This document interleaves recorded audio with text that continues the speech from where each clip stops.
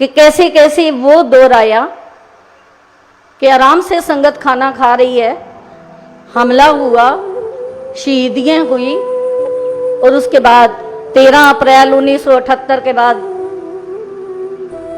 एक दिन के बाद ही पटियाला में MES के हमारे इंजीनियर सुबह दूध लेने जा रहे हैं, उनकी छुरा गोप कर हत्या हो गई। कई साथ संगत दुकान पर बैठे हैं, वो महात्माओं की गोली मारकर हत्या हो गई। पर जो बाबा जी ने सिखलाई दी, किसी ने कहा ये क्या हो रहा है, ऐसे तो हमारे मिशन को शायद रोकने का प्रयास किया जा रहा है। तो बाबा गुरबचन सिंह जी ने एक बात कही, कहने लगे जब किसी पेड़ पर पत्ते पीले हो जाते हैं, पतझड़ की रुत आती है, तो हम सोचते हैं कि ये पेड़ खत्म होने जा रहा है, परंतु थोड़े के समय के बाद फिर वो पुंगरता है, फिर पत्ते ग्रीन आते हैं, फिर फल लगते हैं, पहले से भी ज्यादा सबज हो जाता है, फलदायक हो जाता है। और ये समय महापुरुषों ने इसकी रजा में, इसके हुक्म में बिताया।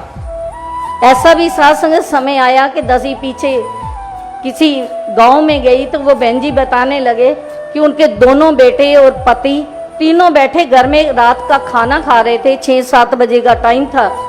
उधर एकदम आंगन से दगड़ दगड़ करते कोई 2 महानुभाव आए, उन्होंने उनको पकड़कर बाहर सामने दीवार के साथ खड़ा किया और शूट करके चलते बने।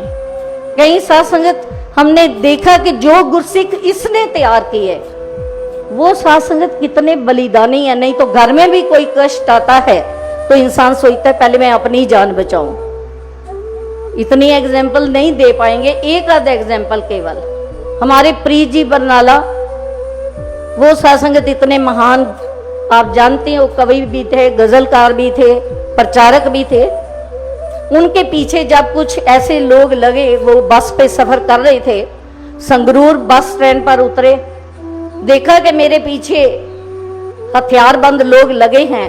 सामने पंजाब मोटर पार्ट्स की दुकान थी महापुरुषों की, भाई साहब आला सिंह जी की, उसमें चले गए। वो मोटरसाइकिल वाले भी वहां पहुंच गए हथियार लेकर। और साथ संगत कोई आम इंसान होता, कोई रिश्तेदार होता तो आप भाग जाता, परंतु जब उन्होंने कहा कि प्रीत जी को बाहर निकालो, वो हमारा शिकार है, हम आपको मारने नहीं आए, आप हमारा शिकार नहीं है, तो उस समय इनके गुरसिख ने कहा, आला सिंह जी ने कहा, भाई साहब ये मेरे सतगुरु के प्यारे गुरसिख है, आप पहले मेरे को मारोगे फिर इनकी ओर बढ़ सकोगे। उनको क्या फर्क पड़ता था, उन्होंने पहली गोली आला सिंह जी को दागी और दूसरी प्रीत जी को।